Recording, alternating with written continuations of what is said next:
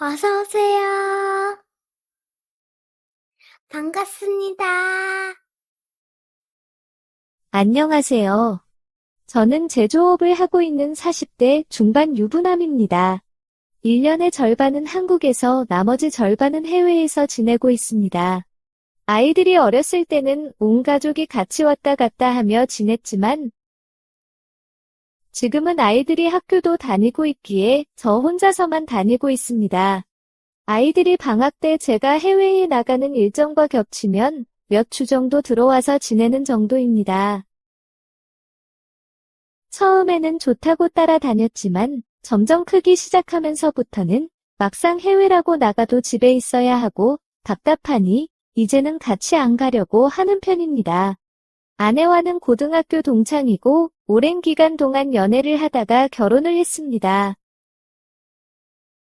그렇다 보니 제 친구, 아내 친구 구분할 필요 없이 서로 다 알고 지낼 만큼 가깝습니다. 그 와중에는 아내와 초등학교부터 같이 다닌 놈도 있습니다. 어쩔 때 보면 저보다 그 놈이 제 아내를 더 잘 아는 것 같기도 했습니다. 서로 공감하는 부분도 그렇고 그 둘만이 아는 초등학교와 중학교의 학창시절 이야기도 있었고요. 다른 놈이었다면 신경이 쓰였겠지만 저하고도 벌써 25년을 넘게 가까이 알고 지낸 만큼 절친한 사이이기에 크게 신경 쓰지는 않았습니다. 다만 그놈 와이프랑 그놈, 저희 부부까지 같이 술을 자주 마시는데 아주 가끔 술을 많이 마시는 날에 옛날 학창시절 이야기까지 나오면 둘이서 붙여 앉아서 장난도 치고 끌어안기도 합니다. 그럴 때마다 사실 기분이 그다지 좋지는 않습니다.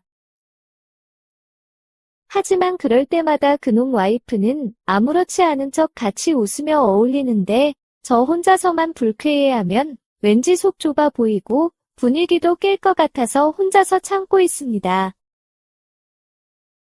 술자리가 아닌 맨정신일 때 아내에게도 그놈에게도 이야기를 하면 그냥 친한 친구 사이라서 장난이 심한 것뿐이라며 앞으로는 조심하겠다고 하지만 그때뿐이었습니다. 그런데 지난번 해외 근무를 끝내고 한국에 왔을 때였습니다. 평소처럼 면세에서 산 양주를 같이 마시기 위해 그놈 부부를 집으로 초대했습니다. 평소 같았으면 하이텐션으로 집에 들어왔을 텐데 무엇 때문인지 알 수는 없지만 분위기가 평소와 많이 달랐습니다. 그런데 아내도 반응이 영 별로였습니다. 뭔가 알 수 없는 찝찝한 기분이 들었지만 또 혼자만의 오버라고 생각하고 넘겼습니다. 하지만 그 애매한 분위기는 술자리까지 이어졌고 얼마 마시지도 않았는데 몸이 안 좋다며 그놈 부부는 집에 갔습니다.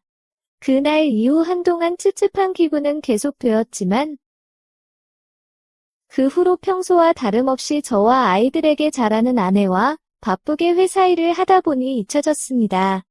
평소보다 늦게 야근을 하고 퇴근하는 길이었는데 집 앞 주차장에서 그것도 그놈 차 안에서 아내와 그놈이 말다툼을 하고 있는 것이었습니다. 조용히 차 근처로 가서 뭐 때문에 싸우나 들어보았는데 그놈이 아내에게 제가 한국에 온 이후로 잠자리를 안 가져준다며 싸우고 있는 것이었습니다. 너무 화가 나서 차 문을 열고 그놈의 머리끄덩이 잡아서 끄집어내었습니다.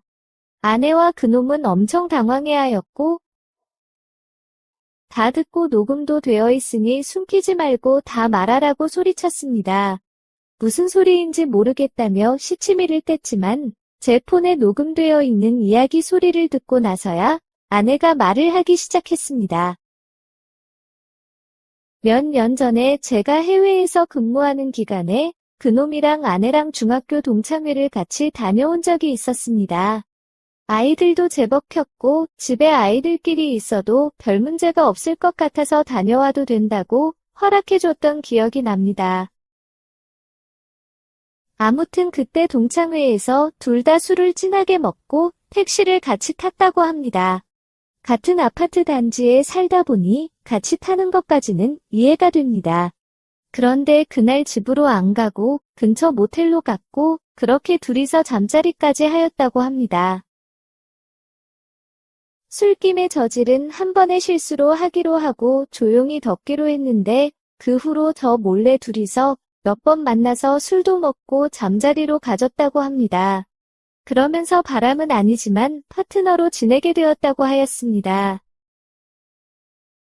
그래서 최근까지도 일주일에 한두 번씩 만남을 가졌다고 하였습니다. 그런데 제가 한국 오기 얼마 전부터 그 미친놈이 점점 더 만나는 강요하기 시작했고 심지어는 애들이 있는 집까지 찾아와서 아내에게 잠자리를 갖자고 졸랐다는 것이었습니다. 아내는 그놈은 달래서 보내거나 그것이 안 되면 같이 나가서 아파트 비상계단에서 그 짓을 했다고 하더군요.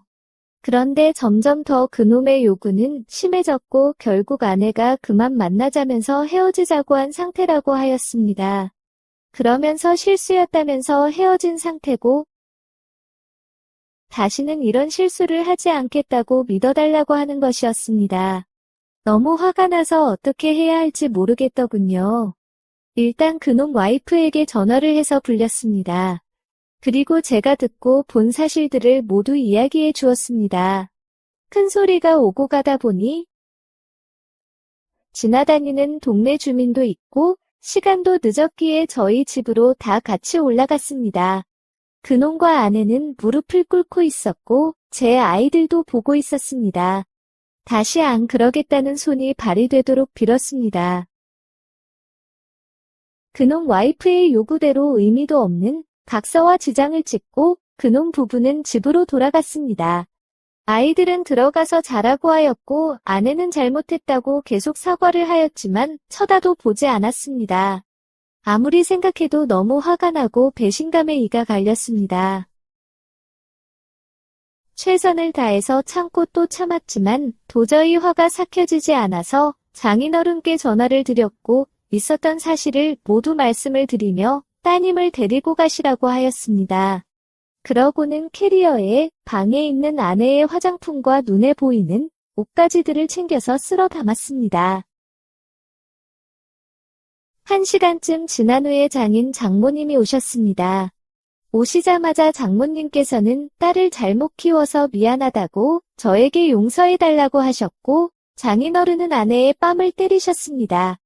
더 이상 듣고 싶지도 보고 싶지도 않으니 따님 데리고 나가셔서 밖에서 때리시든 처가에 가셔서 때리시든 알아서 하시라고 하였습니다. 현관문 앞에 있는 캐리어 챙겨서 내보냈습니다. 아이들도 제법 컸기에 대충 상황을 알고 이해하는 듯 했습니다. 다음 날 회사를 다녀오니 아내는 와 있었고 저녁상을 차려서 식탁에 앉아 있었지만 아이들도 엄마가 보고 싶지 않다며 방에서 안 나오고 있었습니다. 그리고서는 배가 고팠는지 피자를 시켜서 먹었더군요. 아내에게 대충 상황을 알았으면 이제 집에서 나가달라고 하였습니다.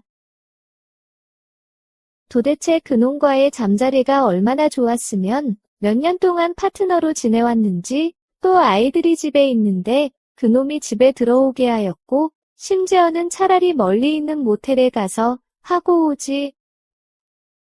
아이들이 현관문을 열어보면 어쩌려고 아파트 비상계단에서 그 짓을 할 수 있는지 모르겠다고 하였습니다. 저에게 그럼 당신은 깨끗하냐며 역으로 따지는 것이었습니다. 사업을 하다 보면 그런 술집도 갈 수 있는데 정말 당신은 자기한테 미안한 행동 안 했냐고 따지길래 미안한 행동을 안 했다고 하면 믿을지 안 믿을지 모르겠지만 최소한 내 아이들이 보는 앞에서 부끄러운 행동은 하지 않았다고 하였습니다. 아내는 처가로 돌아갔고 저는 아내에게 이혼을 요구하였지만 아내는 제발 용서해달라며 이혼만큼은 참아달라고 부탁을 하였습니다. 현재 별거 중이고 아직까지도 대화로 이 문제를 풀어나가는 중입니다. 아이들은 아빠의 뜻대로 따라가겠다면서 자기들 때문에 아빠의 선택에 방해가 되고 싶지 않다고 하더군요. 그리고 그놈과 그놈 와이프는 얼마 전에 이혼하였습니다. 어떻게 하는 것이 좋을까요? 이혼하는 것이 답인 걸까요? 그래도 아이들이 있는데 언젠가 시간이 한참 지나면 그놈과 뒹굴고 있는 아내의 모습에 안 시달릴 수 있을까요? 오늘의 사연은 여기까지입니다. 구독과 좋아요, 알림 설정 부탁드립니다. 긴 글을 읽어주셔서 감사합니다. 구독과 좋아요 꾹꾹 눌러주세요. 꾹꾹. 알림 설정도 꾹꾹 눌러주세요. 그날 밤은 여느 때와 다름없이 시작되었다. 서울 외곽의 조용한 언덕에 자리 잡은 민준의 저택은 언제나 친구들이 일상의 분주함을 잊고 모이는 장소였다. 민준은 편안하면서도 신비로움이 가득한 분위기를 만들어내는 특별한 재능이 있었다. 나는 지원, 묘한 설렘에 사로잡혀 있었지만 그 이유가 무엇인지 정확히 알 수 없었다. 내 옆에서 나의 가장 친한 친구 혜진은 평소보다 훨씬 들떠 보였다. 그날 밤이 모든 것을 바꿀 것이라는 사실을 알 길이 없었다. 우리는 저택의 정문을 통해 들어섰고 그곳에는 민준이 특유의 환한 미소를 지으며 우리를 기다리고 있었다. 그는 어떤 공간에서도 자연스럽게 중심이 되는 사람이었다. 자신감 넘치고 재치 있으면서도 신비로운 매력을 지니고 있었다. 문을 넘어서자마자 나는 등골을 타고 흐르는 전율을 느꼈다. 저택은 내가 기억하던 것보다 훨씬 더 인상적이었다. 높은 천장, 현대 미술로 장식된 벽, 그리고 신선한 꽃 향기와 나무 냄새가 은은하게 섞인 향기까지 모든 것이 완벽했다. 딱 맞춰 도착했네. 민주는 우리를 게임룸으로 안내하며 손짓했다. 그 방은 그 자체로 예술작품 같았다. 짙은 나무로 만들어진 당구대가 중심에 자리 잡고 있었고 주위에는 책이 빼곡히 꽂힌 선반들과 수입 소주와 고급 와인이 진열된 장식장이 있었다. 따뜻한 조명이 방 안을 은은히 비추며 공간 전체를 조금 더 친밀하고 비밀스러운 분위기로 만들어주고 있었다. 항상 분위기를 깨는데 앞장서던 혜진이 당구 큐대를 집어들고 공중에서 휘두르며 웃음을 터뜨렸다. 나는 그저 조용히 그녀를 지켜보며 왜인지 모르게 심장이 평소보다 더 빠르게 뛰는 이유를 곱씹고 있었다. 한판 할까? 민준이 물으며 내게 한순간 더 시선을 머물렀다. 우리는 빠르게 동의했고 그는 곧 밤의 흐름을 바꿀 제안을 했다. 이번 게임에 규칙 하나를 추가하면 어때? 지는 사람은 매번 질문 하나에 거짓 없이 답해야 해. 어때? 괜찮아? 혜진은 큰 소리로 웃으며 그 아이디어를 마음에 들어 했다. 나는 잠시 망설였지만 둘의 압박에 결국 동의했다. 그저 게임일 뿐이었다. 별거 아니라고 생각했다. 우리는 기본적인 룰로 게임을 시작했다. 서로 번갈아 가며 샷을 시도하고 웃고 민준이 가져온 와인을 조금씩 마셨다. 그는 당구에 놀라울 정도로 능숙했고 자신감 넘치는 움직임은 그의 존재감을 더욱 부각시켰다. 오래지 않아 그는 첫 점수를 냈다. 그리고 첫 질문을 내게 던졌다. 지원, 네가 해본 것 중 가장 대담한 일은 뭐야?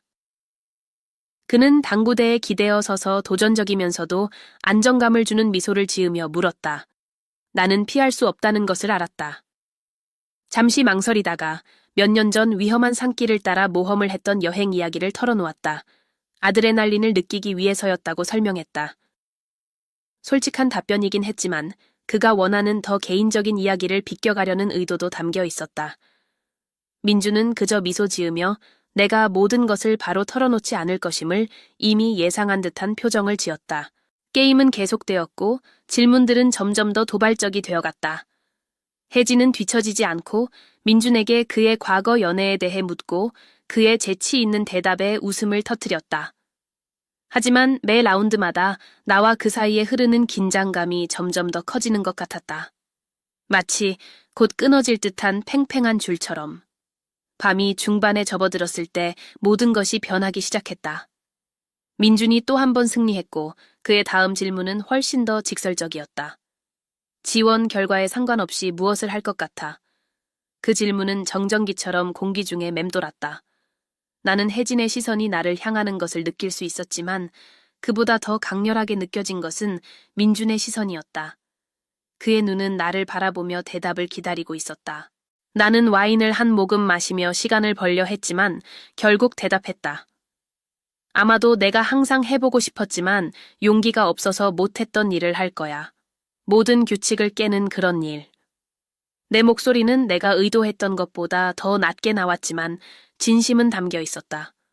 민주는 대답하지 않았지만 그의 얼굴에 떠오른 미소는 어떤 말보다 많은 것을 말해주었다. 항상 우리 중 가장 대담했던 혜진이 이 순간을 놓치지 않고 모두를 놀라게 할 제안을 했다. 규칙을 깨는 얘기가 나왔으니 어때? 이번엔 도전하는 건 어때? 그녀는 팔짱을 끼고 장난기 어린 눈빛으로 말했다. 민주는 한쪽 눈썹을 올리며 흥미롭다는 듯 물었다. 어떤 도전? 혜진은 웃었다. 이번 게임을 더 흥미롭게 만들어보자.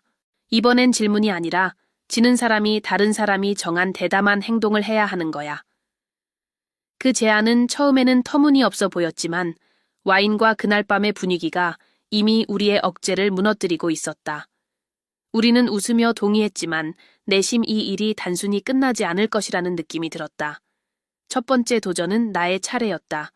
나는 크게 졌고 혜진은 늘 그렇듯 장난스럽게 내게 신발을 벗고 맨발로 다음 라운드를 하라고 요청했다.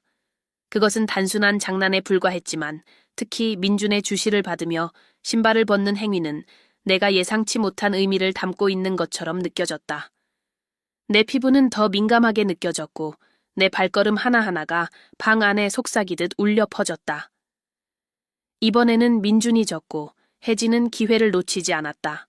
그녀는 그에게 아무에게도 말하지 않은 가장 깊은 비밀을 털어놓으라고 했다. 그는 잠시 망설였지만 결국 우리에게 숨겨진 그의 개인적인 면을 보여주는 비밀을 털어놓았다. 그것은 우리를 말문이 막히게 만들었고 그의 자신감 뒤에 숨겨진 진짜 모습을 깨닫게 해주었다. 라운드가 진행될수록 긴장감이 고조되었다.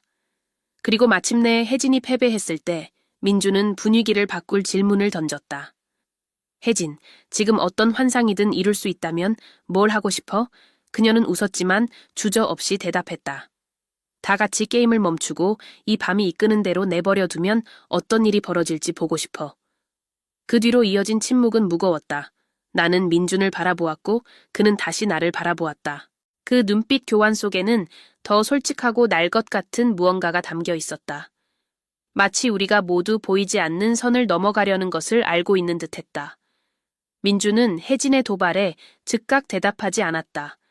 그는 단지 그녀를 바라보다가 나를 쳐다보았다. 그리고는 항상 그를 특징 짓는 그 차분한 태도로 당구대 가장자리에서 일어섰다. 방 한쪽에 음료 선반으로 걸어가 소주 한 병을 꺼내어 잔 3개를 채웠다. 그는 천천히 돌아와 당구대 위에 잔을 내려놓았다. 계속하기 전에 건배를 하는 게 어때? 그가 말했다. 마치 순간의 무게를 덜어내려는 듯. 혜진은 그녀가 만든 긴장감에 만족한 듯 웃으며 잔을 들었다. 나는 망설였지만 결국 따라했다. 내 머릿속은 복잡했고 그 안에서 무슨 일이 일어나고 있는지 이해하려 애썼다. 그저 와인의 효과일까? 아니면 분위기의 탓일까? 아니면 그보다 더 깊은 무언가? 내가 인정할 준비가 되지 않은 무언가였을까? 예상치 못한 일에. 혜진이 잔을 들며 말했다. 예상치 못한 일에. 민준과 나는 거의 동시에 따라 말했다. 건배 후 민준은 잔을 당구대 위에 내려놓고 나를 똑바로 바라보았다. 그의 눈빛은 깊고도 날카로웠지만 부담스럽지 않았다. 그는 어떤 식으로든 강렬한 존재감을 가지고 있었지만 동시에 그와 함께라면 어떤 일이든 안전할 것 같은 안정감을 주었다. 마치 그가 컨트롤하고 있는 한 아무 일도 잘못될 리 없다는 듯이. 그럼 지원 혜진의 제안에 대해 어떻게 생각해? 민준이 말했다. 그의 수수께끼 같은 미소는 이미 나를 무너뜨리기 시작하고 있었다. 내 목이 바싹 말랐다. 간단한 질문이었지만 그가 하는 방식은 단순하지 않았다. 나는 혜진을 바라보았다. 그녀는 도발적인 미소를 지으며 나를 응시하고 있었다. 그녀는 자신이 무엇을 하고 있는지 알고 있었고 내가 대답하는 순간 돌이킬 수 없게 될 것임을 알고 있었다. 나는 말문을 열었지만 목소리가 흔들리며 멈췄다. 나는 깊게 숨을 들이쉬며 용기를 모았다. 아마 괜찮은 생각일지도 몰라. 민준의 미소가 더 깊어졌지만 그는 아무 말도 하지 않았다. 대신 그는 당구 큐대를 다시 잡고 공을 정렬하기 시작했다. 혜진은 내 대답에 만족한 듯 여전히 장난스러운 태도를 유지하며 아무 일도 없었던 것처럼 굴었다. 그러나 나는 그녀가 모든 것을 예의주시하고 있다는 것을 알고 있었다. 우리는 몇 라운드 더 게임을 했지만 이제 게임은 더 이상 중심이 아닌 듯했다. 각 움직임, 시선의 교환 하나하나가 더 많은 의미를 담고 있었다. 민준이 지는 차례가 되었을 때 혜진은 빠르게 도전을 제시했다. 이번엔 네가 평생 하고 싶었지만 용기가 없어 못했던 일을 말해봐. 그녀는 팔짱을 끼고 의자에 기대며 장난스러운 미소를 지었다. 그는 잠시 침묵하며 질문을 곰곰이 생각하는 듯했다. 마침내 그는 고개를 들어 우리를 바라보며 예상치 못한 솔직함으로 대답했다. 나는 항상 전통적인 경계를 넘어선 친밀함을 탐구해보고 싶었어. 관습이나 기대에 얽매이지 않은 단지 서로 신뢰하는 사람들 간의 순수한 연결만 있는 그런 관계. 그의 말이 공기 중에 떠돌며 묵직한 침묵을 남겼다. 내 심장은 너무 빨리 뛰어서 손끝에서도 고동이 느껴질 정도였다. 혜진은 그의 대답에 매료된 듯했고 그녀가 무언가를 말하려는 순간 민준이 나를 향해 몸을 돌렸다.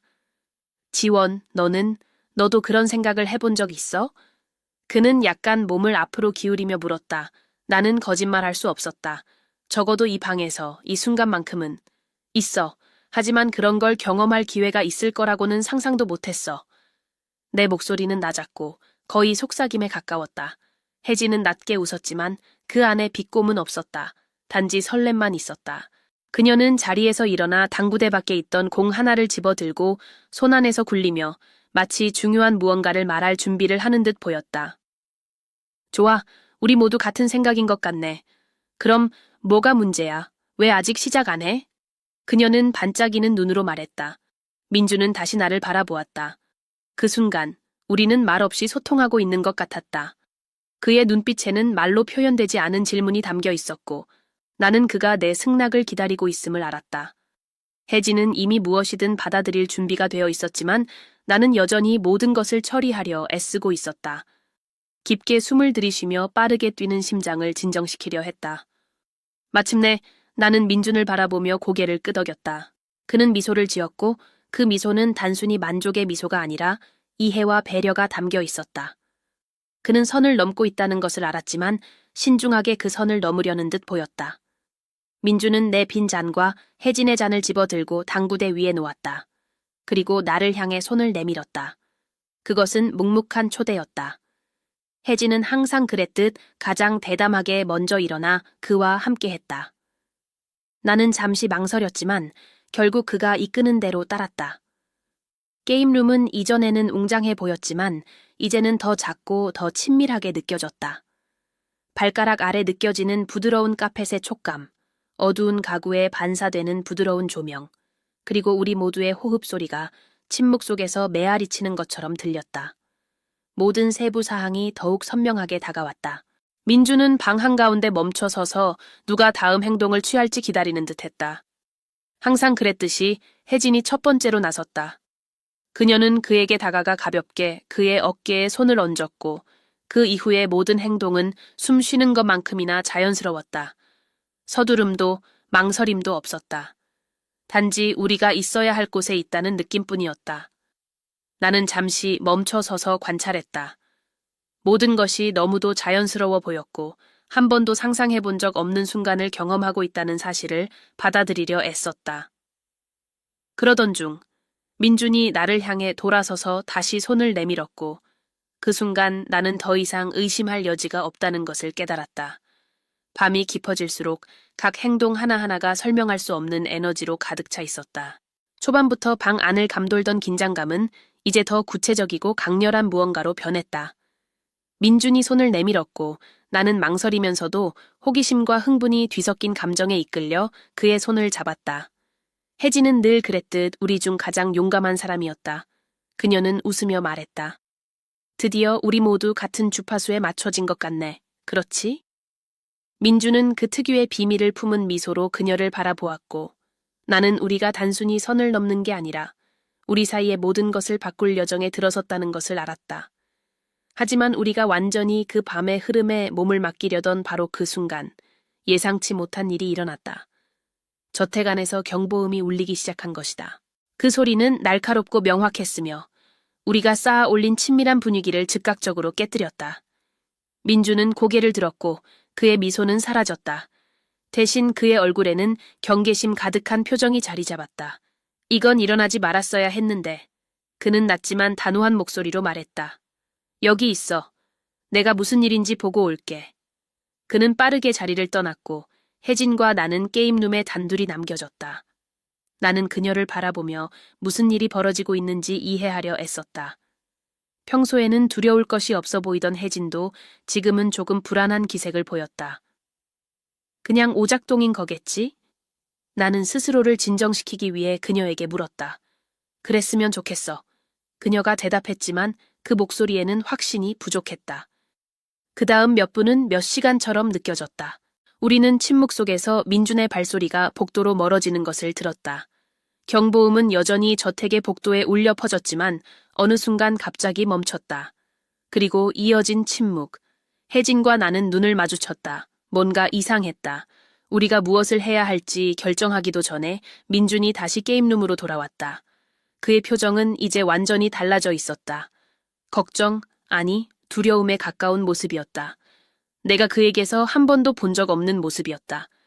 지금 당장 나가야 해. 그는 단호히 말했다. 짐 챙겨. 질문은 하지 마. 뭐? 왜? 혜진이 시작하려 했지만 그는 빠르게 그녀의 말을 끊었다. 제발 믿어줘. 설명할 시간이 없어. 우리는 황급히 소지품을 챙겼고 민주는 저택의 연문을 통해 우리를 대피시켰다. 밖은 차가운 밤 공기가 감돌았고 달빛이 저택의 정문으로 이어지는 긴 도로를 은은히 비추고 있었다. 민주는 모든 소리에 귀를 기울이는 듯했고 몇 걸음마다 뒤를 돌아보며 누군가 또는 무언가가 나타날 것을 경계하는 것 같았다. 민준, 지금 무슨 일이 일어나고 있는지 말해줘야 해. 긴장감에 떨리는 목소리로 내가 요구했다. 그는 멈춰서 우리를 돌아보더니 마치 말하고 싶지 않은 것을 털어놓으려는 듯 깊은 한숨을 내쉬었다. 이 저택은 단순히 모임이나 파티를 위한 장소가 아니야. 여기에는 너희가 알 필요 없는 일들이 벌어지고 있어. 하지만 어쩐지 오늘 밤 누군가 또는 무언가가 보안 시스템을 작동시켰어. 이런 일은 한 번도 없었어. 그는 짜증이 난 듯 머리를 쓸어 올렸다. 나를 믿어줄래? 혜진과 나는 눈을 마주쳤다. 두려움에도 불구하고 민준이 이유 없이 당황할 사람이 아니라는 것을 알고 있었다. 우리는 동시에 고개를 끄덕였다. 그렇다면 나를 따라와. 그리고 멈추지 마. 무슨 일이 있어도. 우리는 조용한 밤을 가로지르며 빠르게 길을 내려갔다. 우리의 발걸음 소리가 밤의 정막 속에 울려 퍼졌다. 길은 끝이 없는 것처럼 느껴졌고 내 머릿속은 수많은 질문으로 가득했다. 민주는 무엇을 숨기고 있는 걸까? 우리를 기다리고 있는 건 도대체 뭘까? 마침내 저택의 정문에 도착했을 때 더 예상치 못한 일이 벌어졌다. 검은 옷을 입은 남자들이 우리를 기다리기라도 한 듯 그곳에 서 있었다. 그들은 아무 말도 하지 않았지만 그들의 존재만으로도 내 피가 얼어붙는 것 같았다. 돌아가! 민준이 소리치며 우리의 손을 잡아 반대 방향으로 뛰게 했다. 하지만 이미 늦었다. 그 남자들은 너무 빠르게 움직였고 우리는 도망칠 수 없었다. 내가 상황을 이해하기도 전에 그들 중 한 명이 민준의 어깨를 붙잡고 그의 귀에 무언가를 속삭였다. 민준은 저항하지 않았지만 그의 표정은 굳어 있었다. 그는 마지막으로 우리를 바라보며 단호하면서도 감정이 담긴 목소리로 말했다. 이 밤을 진정한 의미로 기억해 주길 바라. 고마워. 그렇게 그는 끌려갔다. 나와 혜진은 그 자리에 멈춰 서서 아무 말도 아무 움직임도 할 수 없었다. 그 남자들이 누구인지, 무엇을 원하는지, 왜 민준이 끌려가야 했는지 아무것도 알 수 없었다. 남은 것은 밤의 고요함, 그의 마지막 말의 메아리, 그리고 뭔가 특별한 것이 갑작스럽게 끝나버렸다는 느낌뿐이었다. 우리는 집으로 돌아가는 길 내내 아무 말도 하지 않았다. 각자 자신의 생각에 잠겨 있었다. 그날 밤에 무슨 일이 있었는지 정확히 알 수는 없었지만 우리는 그 밤이 우리를 영원히 변화시켰다는 것을 알고 있었다. 그것은 발견과 취약함, 그리고 완전히 설명할 수 없는 무언가가 담긴 밤이었다. 민주는 다시 돌아오지 않았다. 그의 저택은 비어있는 채로 남아 그가 나타내던 신비로움의 기념비가 되었다. 나와 혜진에게 그는 단순한 기억 이상이었다. 그는 때로는 가장 강렬한 연결이 예상치 못한 순간에 나타나고 또 그만큼 빠르게 사라질 수 있다는 것을 상기시키는 살아있는 상징으로 남아 있었다. 오늘의 사연을 시작합니다. 안녕하세요. 저는 평범한 30대 초반 여자입니다. 다른 커플들처럼 몇 년간의 연애를 한 후에 남편과 결혼을 하였습니다. 결혼한 지 제법 시간이 지났지만 아직까지는 제가 낳은 아이가 없습니다. 하지만 저희 집에서는 2살짜리 아기가 있습니다. 이 아이는 작년 12월에 제 여동생이 낳은 아기입니다. 작년에 20살이었던 여동생이 클럽에서 처음 만난 남자와 잠깐 만나면서 생긴 아기라고 하였고 주변에서 아이를 포기하라고 하였지만 여동생이 끝까지 반대를 하면서 낳은 아이입니다. 그래서 부모님의 걱정은 말로 표현하지 못할 만큼 심하셨습니다. 그때 제 남편이 그럼 우리가 입양해서 키우자는 것이었습니다. 이제 대학교 1학년인 처제가 아이를 키울 수도 없고 클럽에서 만난 애 아빠라는 사람은 연락이 안 된다고 하고 게다가 그 둘의 상호 합의하에 나눈 사랑의 결과물이기에 법적으로도 뭐라고 할 수도 없는 상황이 아니냐면서 우리는 아직 아이도 없으니 지금까지의 히스토리는 다 있고 우리가 사랑으로 키우자는 것이었습니다. 저는 남편의 저런 제안을 이해할 수는 없었지만 부모님의 걱정도 동생의 미래도 생각해 볼 때 이것보다 좋은 방법은 없었고 입양을 하게 되었습니다. 그리고 그때는 저를 위해서 이렇게까지 희생해주는 남편이 너무 고마워서 일반 생활에서도 심지어 부부관계에서도 온갖 무리한 요구를 하여도 다 참고 들어주었습니다. 게다가 저희 부모님께서도 고맙다면서 매달 아기 분유값에 보태라면서 100만 원씩 보내주셨고 주기적으로 남편이 좋아하는 반찬이며 국까지 만들어서 가져다 주셨습니다. 물론 동생도 가끔씩 와서 아기랑 시간을 보내다 자고 가기도 했습니다. 갑자기 찾아온 새로운 삶에 적응할 때쯤 다행이라고 해야 할지 신기하다고 해야 할지 아기 얼굴에서 남편의 얼굴이 보이는 것이었습니다. 남편이 자기의 친자식처럼 퇴근하고 오면 안아주고 씻겨주고 분유도 챙겨줍니다. 그전에는 퇴근하고 오면 피곤하다며 항상 지쳐 있었는데 저렇게 육아를 하는 것을 보니 정말 고맙기도 하고 아이를 가지고 싶어 했다는 생각에 안타깝기도 하였습니다. 저 아기가 친자식이면 얼마나 더 좋아했을까 라는 생각이 너무 들었습니다.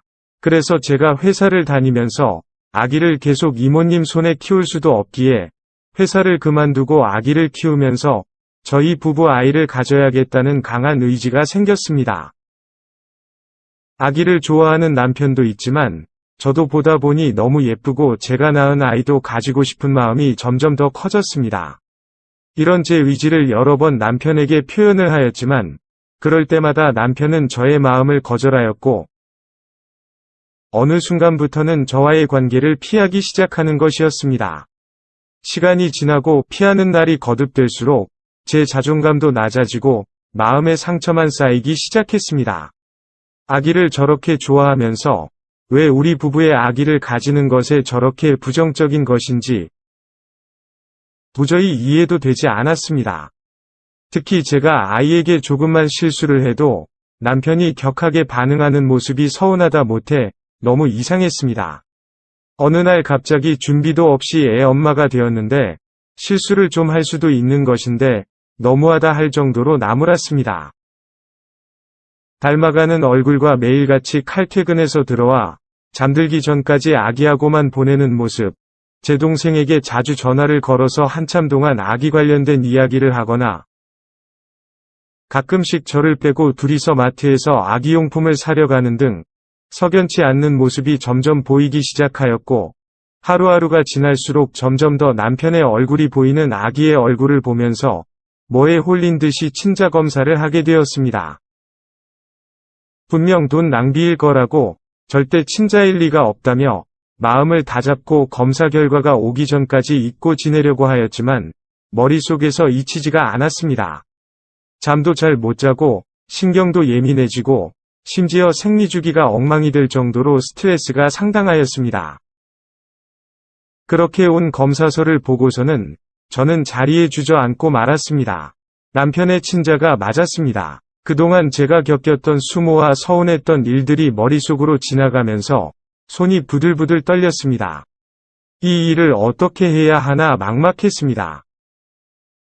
모든 것을 공개하고 처리하자니 충격을 받을 부모님도 걱정이고, 남편과 이혼을 하고 여동생과 결혼하는 꼴을 보면서 살자니 제가 미칠 것 같고, 아니면 지금처럼 모르는 척 아기를 키우면서 바보처럼 살자니 제 인생이 너무 불쌍하다는 생각이 들었습니다.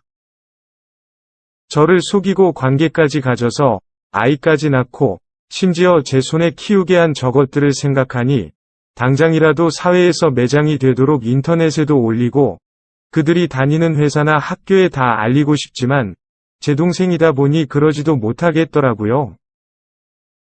결국 수많은 고민 끝에 남편과 동생을 불려 검사 결과서를 보여주며 사실대로 말해달라고 하였습니다. 그들은 무척이나 당황한 표정들이었습니다. 절대 안 걸릴 줄 알았던 것 같습니다.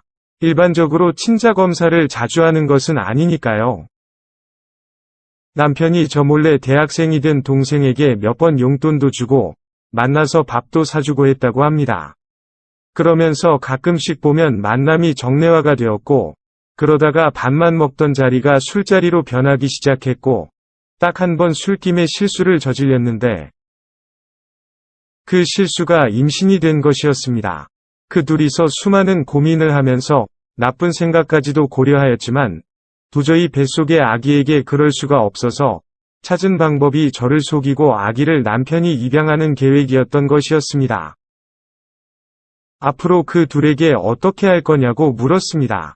여동생도 남편에게 남자로서 마음이 없고 남편도 처제에게 여자로서 마음을 가진 적이 없다면서 같이 아기를 잘 키우면서 평생 저에게 은혜를 갚으면서 살겠다는 것이었습니다. 남편에게 제가 도련님의 아이를 낳아서 같이 키우면서 행복하게 살자고 하면 쉽게 받아들일 수 있냐는 제 질문에 고개를 떨구고 아무 말도 하지 못했습니다. 일단 생각할 시간이 너무 필요했기에 그 둘 보고 아기랑 같이 집에서 나가달라고 하고 싶었지만 자식이라고 해야 할지 조카라고 해야 할지 그 애매한 아기랑 이 겨울에 무작정 나가라고 하기에는 너무 매정한 것 같아 제가 짐을 챙겨서 일단 집을 나왔습니다. 현재 회사 근처에 작은 원룸을 얻고 지내고 있습니다.